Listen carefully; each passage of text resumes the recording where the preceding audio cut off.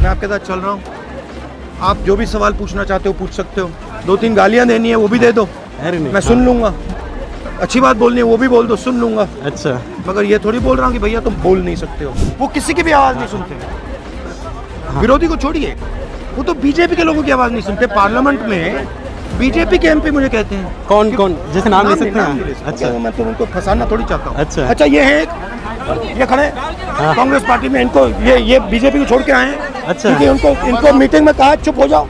आपके पिता प्रधानमंत्री थे, आपकी दादी प्रधानमंत्री थी, आपके नाना थे, पर आपने एक कहा कि मैं इस चीज़ का सिम्टम हूँ और मैं इसे बदलना चाहता हूँ। करीब 14 साल हो गए, तो आपको ऐसा कौन कौन सा लगा जहाँ पे आपने और लोगों को रिप्रेजेंटेशन दिया? तो पहले आज तक में क्या हुआ आपके साथ? सर मैंने एक ट्वीट किया नरेंद्र मोदी के लिए। क्या वो ट्वीट किया था कि Modi ji seamless prime minister. वो इस बात पे किया था कि उस टाइम पर जो दानिश सिद्दीकी थे और उनको उन्होंने श्रद्धांजलि भी नहीं दी थी और बाकी लोगों को दी थी, और इवन वाइट हाउस ने या ब्रिटेन ने, जर्मनी ने, सब ने उनको एक मतलब श्रद्धांजलि दी, लेकिन भारतीय प्रधानमंत्री ने नहीं दी, ना विदेश मंत्रालय ने दी। तो इस बात पे मैंने लिखा कि कैसे वो धर्म के आधार पर मरने वालों के बीच में भी भेदभाव करते हैं, पत्रकारों के बीच में भेदभाव करते हैं। तो इस चीज़ पर मैंने लिखा था, तो आज तक ने मुझे निकाल दिया इस बात। तो जब आज तक ने आपको निकाला, हाँ, आपको क्या लगा? सर मुझे यही लगा कि इतना डर का माहौल क्यों है, मतलब क्या आई? आपके बारे में मेरे बहुत सारे पत्रकार हैं, इवन हम खुद लिखा करते थे आपके बारे में, क्या क्या नहीं लिखा लोगों ने, लेकिन लोगों के मन में ये डर नहीं था कि कोई निकाल देगा उनको नौकरी से। कांग्रेस के खिलाफ उस टाइम पर मीडिया में इतना सारा कुछ हुआ, लेकिन आज लोगों के मन में ये जो फीलिंग है कि हम लिख नहीं सकते, बोल नहीं सकते, तो ये देश तो केवल 2 लोगों का नहीं है। तो ये जो फीलिंग है ना डर की, वो एक डर है, इसका है। तो मुझे एक चीज़, आपका मैंने एक भाषण सुना, कौन सा? जिसमें आपने ये कहा कि डरो मत, और जो डरता है वो प्यार नहीं करता। तो मुझे ये चीज़ समझनी है कि डर और प्यार में क्या संबंध है, क्योंकि मैंने जो सोचा है उसको लेके पर्सपेक्टिव जो मेरा है। चीज़ से डरते हो? मैं सर जैसे अभी जो वर्तमान में तो मेरे मन में जो सबसे डर है वो अपनी फैमिली को लेके है, अपने भविष्य को लेके है, और सच बताऊं तो मुझे आने वाले जो 2024-28 में देश की स्थिति क्या होगी उसको लेके है। किस चीज़ का डर था? डर था सर, सरकार का डर था। सरकार का डर था? बिल्कुल डर है। आपको क्या लग रहा था सरकार क्या कर सकती है, मैक्सिमम क्या कर देगी, ज़्यादा से ज़्यादा क्या कर देगी? ज़्यादा से ज़्यादा सर जेल डाल देगी, और क्या करेगी, ज़्यादा मार देगी, जान से मार देगी। हाँ नहीं, मैंने सर आपके नहीं, हाँ, ज़्यादा से ज़्यादा मार देगी ना जान से। हाँ हाँ, तो आपको इनडायरेक्टली डर मौत का ही था। बिल्कुल। जब आपको किसी ने कहा हाँ, कि देखो, जब आपको आज तक के लोगों ने कहा कि देखो हम तुम्हें निकाल रहे हैं, हाँ, तो ऊपरी जो डर था, ऊपर का, वो था कि ये मुझे फायर कर रहे हैं। हाँ, बिल्कुल। मगर जो गहरा डर था कि अगर मुझे पैसा नहीं मिलेगा, हाँ हाँ, तो चलेगा, मैं भूखा मर जाऊंगा, हाँ, मैं अपने परिवार की मदद नहीं कर पाऊंगा, बिल्कुल, वो मर जाएंगे, एंड रिजल्ट वही है। डर का काउंटर कैसे होता है? डर को काटता क्या है? हाँ बताइए। डर को प्यार काटता है। अच्छा, ठीक है। हाँ, जिसमें दूसरों के लिए प्यार होता है, हाँ, जिसमें अपने लिए प्यार होता है। मान लीजिए आप हैं और आप सिर्फ दूसरों से प्यार करते हो, अपने आप की आपकी कोई फीलिंग है ही नहीं, आप डर सकते हो? नहीं, मतलब जैसे तो जितना आप अपने ऊपर आक्रमण करोगे उतना आपका डर कम होगा। अधिकारी हैं जिन्होंने एक, राजीव जी ने उनसे कहा और तमिलनाडु के सीएम से कहा कि मैं रैली में या वैसे पूरे शहर में एक खुली जीप में घूमना चाहता हूँ और बिना पुलिस के घूमना चाहता हूँ। और जिस दिन ये उनकी राजीव जी की हत्या भी की गई, उस दिन जो लड़की थी, उस लड़की को भी पुलिस वालों ने रोका था, लेकिन राजीव जी ने उसको हटाया कि नहीं आने दो। तो इतने सारे एग्जाम्पल आपके सामने रहे, और मैं एक इंदिरा जी का भी लेता हूँ कि इंदिरा जी की डेथ से 2 दिन पहले वो उड़ीसा थी। शिव जी की फिलॉसफी जानते हो आप? जीते हुए मर जाओ, मतलब जीते हुए मौत को एक्सेप्ट कर लो। जो जीते हुए मौत को एक्सेप्ट कर लेता है वो डरता नहीं है, और जो डरता नहीं है वो प्यार करता है। जैसे सिंपल सी बात है। अच्छा, तो आपको मतलब बीते 8 सालों में जैसे आपको अभी ईडी ने समन किया आपके परिवार को, तो बहुत लोगों में ये फियर था कि अब कांग्रेस जो है, ये जो सत्ताधारी पार्टी है, संसार मुझे सिखाता है, हाँ, संसार के सब फोर्सेस आप अभी मुझे सिखा रहे हो, ये मुझे अभी सिखा रहे हैं। नरेंद्र मोदी जी, आरएसएस, नफरत, इन सब चीज़ों से मैं सीखता हूँ। ईडी ज़्यादा से ज़्यादा क्या करेंगे, सबसे ज़्यादा मार देंगे, ठीक है मार दो, उसके बाद ठीक है जेल डाल दें, डाल दो, क्या प्रॉब्लम है। बिल्कुल। वैसे मैं यहाँ भी सीख रहा हूँ, हाँ, वहाँ भी सीखूंगा। जैसे मैंने कई वीडियो देखे, तो जैसे मटकी है या नारियल है और वो लोग आपको दे रहे हैं, तो जैसे राजीव जी को भी जो दिया गया वो चंदन की माला थी। तो मुझे जब ये पता चला कि मैं आपके साथ चलूंगा, तो मुझे अपने लिए डर लग रहा था, आपसे ज़्यादा, सही बता रहा हूँ, हाँ। कि मैं इतने, जैसे आप सिक्योरिटी को एकदम नजरअंदाज कर देते हो, चले जाते हो। आपको डर लगना चाहिए, हाँ वही तो कह रहा हूँ मैं। मगर देखो मैं डर को मिटाने की बात नहीं कर रहा हूँ। डर गाइड होता है, उससे आप दोस्ती करो, उससे आप जो आपके अंदर डर है, हाँ, उसको आप अपना मित्र बनाओ, वो आपको रास्ता दिखाएगा। आंख बंद करके दूसरी ओर मत भागो। जैसे ही आप ये करना शुरू करोगे, आप में जो अहंकार है, नफरत है, सब गायब हो जाएगा। मैं आपको बता रहा हूँ, हाँ, हाँ। आपका कोई एग्जाम्पल रहा है ऐसा, मेरे दिल में आपकी जिंदगी का कोई ऐसा उदाहरण रहा हो? पूरी जिंदगी यही है, अच्छा, पूरी जिंदगी यही है। हाँ, अगर व्यक्ति देखे ठीक से, तो हर एक व्यक्ति की जिंदगी यही तो है। हाँ, हाँ। जैसे मैं एक और इसमें लेता हूँ, मान के चलिए कि आप मतलब कभी पावर में होते हैं, तो पत्रकारों को क्या श्योरिटी देंगे? जैसे मैंने बताया आपको कि मैं जज लोया पे वीडियो बनाई, सोहराबुद्दीन पे बनाई, हिरेन पांड्या पे मैं बनाई, आपके साथ चल रहा हूँ, तो मुझे डर लगा। मैं आपके साथ चल रहा हूँ, हाँ, आप जो भी सवाल पूछना चाहते हो पूछ सकते हो। क्या ये आगे भी मैंने आपको रहेगा? ये तो नहीं बोला ना कि भैया हाँ। देखो इधर आओगे तो मेरे बारे में ये और ये नहीं पूछ सकते। हाँ, ये तो मैंने नहीं बोला कहा भैया गया। ब्लैंक स्लेट है, जो पूछना पूछ लो, हाँ, हाँ, 2-3 गालियाँ देनी है वो भी दे दो, अरे नहीं, मैं सुन हाँ, लूँगा, अच्छी बात बोलनी है वो भी बोल दो, सुन लूँगा। मगर ये थोड़ी बोल रहा हूँ कि भैया तुम बोल नहीं सकते हो, हाँ, क्योंकि आपके मुंह में हिंदुस्तान की आवाज़ है। सिर्फ आपके नहीं, उन सब लोगों के मुंह से हिंदुस्तान की आवाज़ निकलती है। अच्छा, जैसे ईडी के बारे में आपको समन भेजा गया, तो आप कहते हैं कि जो डेमोक्रेटिक इंस्टीट्यूट्स थे पहले, भले हल्के थे, पतरे थे, लेकिन जैसे भी थे उनको भी ख़त्म कर दिया गया। तो मेरा ये मन में एक बहुत बड़ी जिज्ञासा थी कि अगर आपकी सरकार आती है, आपके लोग आते हैं, तो ईडी सीबीआई को क्या आप स्वतंत्र करेंगे? ये कानून लेके आएंगे एक अलग से, ताकि बार बार जो सरकारें बार देखिए, ईडी को दबाती हैं। मैं हाँ, आपको सिंपल तरीके से समझा देता हूँ। जो हिंदुस्तान के इंस्टीट्यूशंस हैं, वो किसी एक व्यक्ति के या किसी संगठन के नहीं हैं। हाँ, हाँ, बिल्कुल। वो हिंदुस्तान की जनता के हैं। इसका मतलब उनका काम जनता के इंटरेस्ट की रक्षा करने का है। बिल्कुल, बिल्कुल। उनका काम किसी एक व्यक्ति को राजनीतिक फायदा पहुंचाना या किसी दूसरे व्यक्ति किसी संगठन को मदद करना नहीं है। और आज क्या हो रहा है कि हिंदुस्तान के सारे संगठन 2-3-4 व्यक्तियों के लिए काम कर रहे हैं। बिल्कुल। मैं और ये सिर्फ राजनीतिक बात नहीं है, बिजनेस में भी यही हो रहा है। अगर प्रधानमंत्री जी बीजेपी का कोई क्लोज बिजनेसमैन है, तो ईडी का इस्तेमाल करके उसको फायदा पहुंचाया जाता इस पे जैसे अभी हसदेव वरण का मामला बहुत चला, आपको मैंने एक जगह भाषण देते हुए देखा, आदिवासियों में भी और एक यूनिवर्सिटी में भी, शायद वो बाहर की थी, और आपने बड़ा स्ट्रॉन्ग कमिटमेंट वहाँ पे दिखाया और सीरियसली बहुत लोगों को वो अट्रैक्ट किया कि राहुल एक कमिटेड नेता हैं, आपके भाषण से ऐसा लगा। लेकिन बाद में जैसे राजस्थान सरकार की और छत्तीसगढ़ सरकार के द्वारा से पैक्ट होता है। मेरा एक सवाल था कि जैसे आपने कई बार कहा है कि ये पूंजीपतियों की सरकार है, उद्योगपतियों की सरकार है, यही ठेके कांग्रेस के टाइम पर भी दिए ही जाते थे, है ना? तरीका देखिए, हाँ, तरीका बिल्कुल अलग है। राजस्थान में जो अभी मैंने प्रेस कॉन्फ्रेंस में बात बोली, वहाँ पे किसी को दबाकर, डराकर लोगों को परे करके नहीं किया जाए। तो एक ये है। दूसरी बात है कि हमारी पार्टी के अंदर, हमारी पार्टी में डिस्कशन चलता है।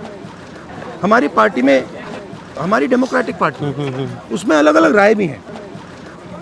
राजस्थान के चीफ मिनिस्टर की राय है, मेरी राय है, तो वो भी बात होती है।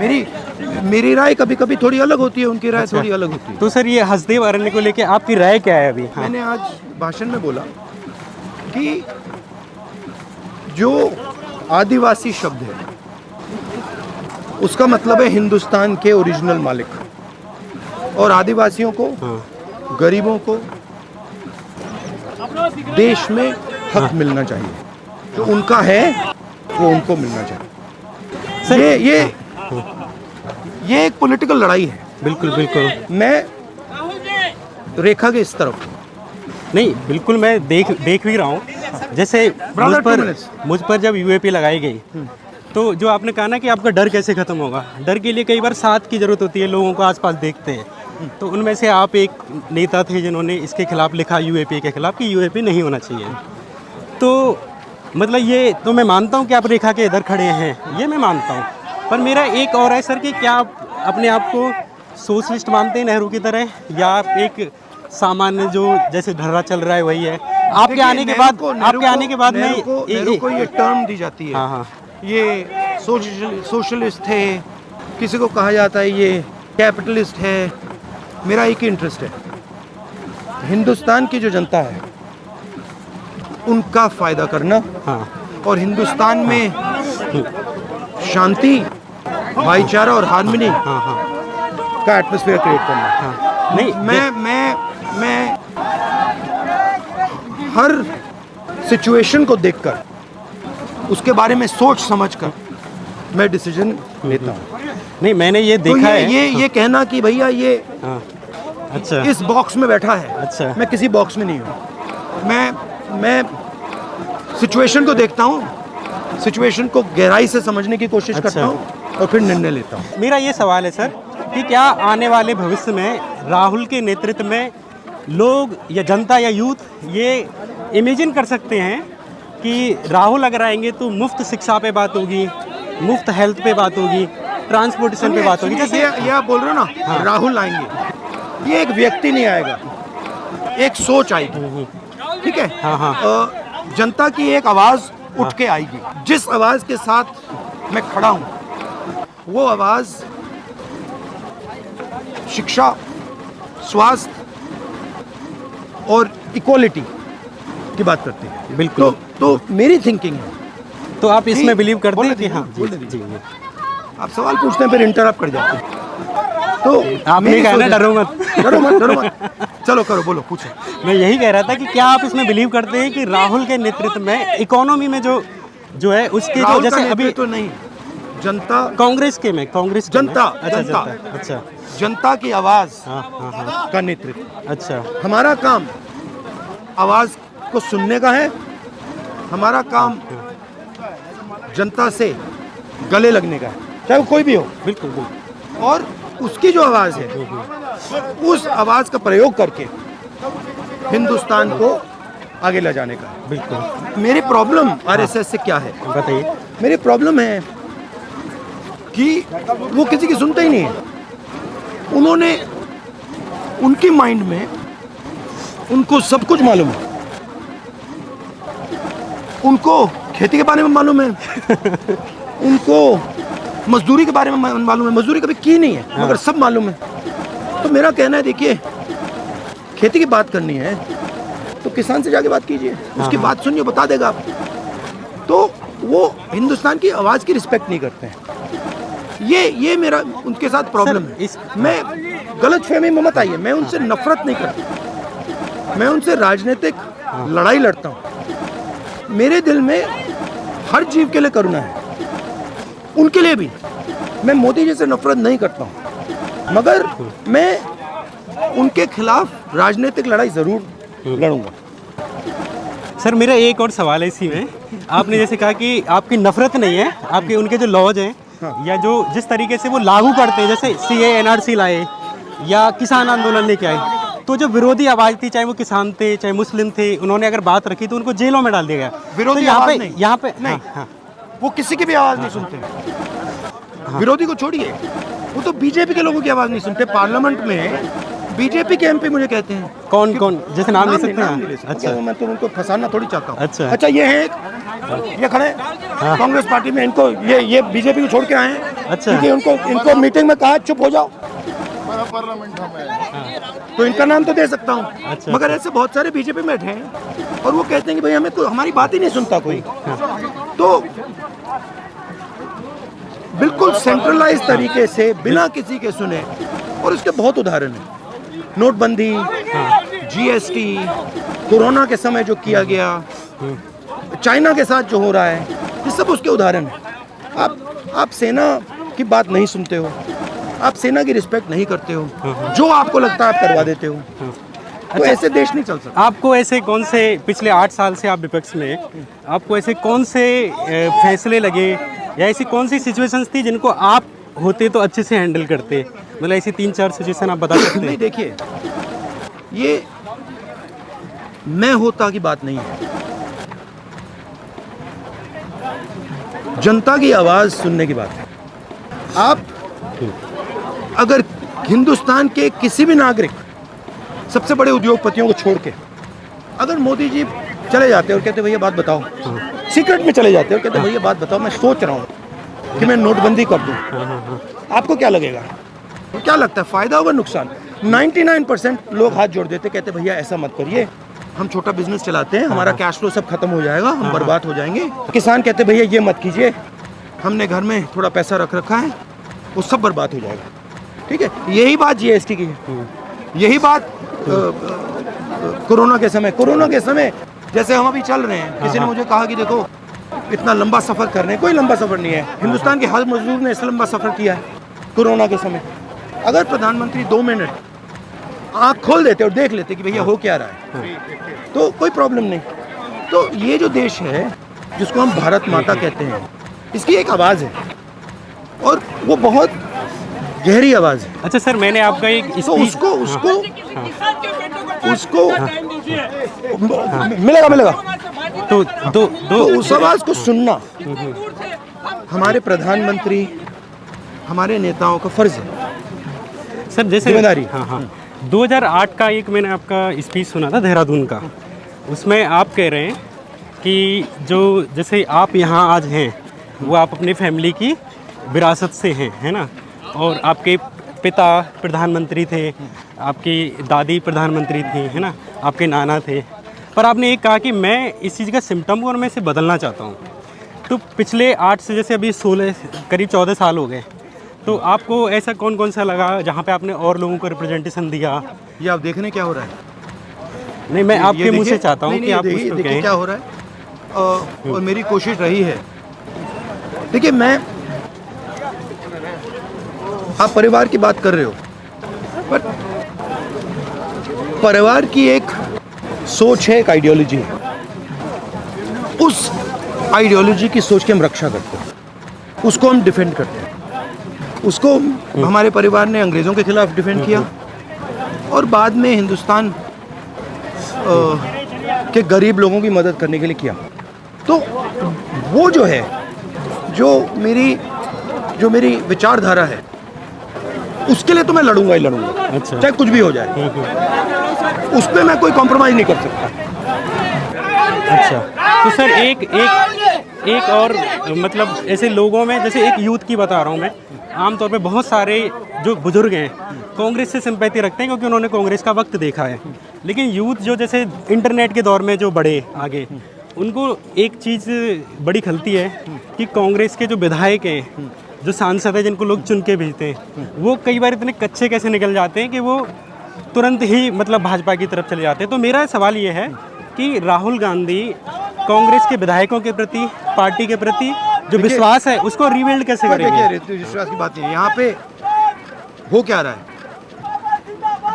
इन विधायकों को खरीदा जा रहा है, और ये सब जो विधायक हैं जो बिकते हैं, नेता जो बिकते हैं, खरीदे जाते हैं, ईडी से दबाए जाते हैं, ये सब भ्रष्ट लोग हैं। तो इसके भी मैं रूट चाहता में हूं- मतलब डर है। नहीं, डर है। मैं चाहता हूँ कि सब के सब उधर भाग जाएं, अच्छा, कोई प्रॉब्लम नहीं है। क्या बात है। क्योंकि हाँ, ये हाँ, आप विधायकों की बात कर रहे हो, हाँ, कांग्रेस कैसे भरोसा दे। हाँ, हाँ, अरे भाई, अगर कोई करप्ट है, भ्रष्ट है, हाँ। उसको आप 10 करोड़ रुपए, 20 करोड़ रुपए से खरीद सकते हो, हाँ। ले लो उसको। अच्छा। हमें नहीं चाहिए, तो आपको- हमें साफ सुथरे नए लोग चाहिए, बाकी लोगों से बात करनी। अच्छा, thank you लगा so आपसे much, sir. मिलकर, Thank thank you you very so much, much. Thank you. Nice to meet you. Thank you sir. Hello hello hello.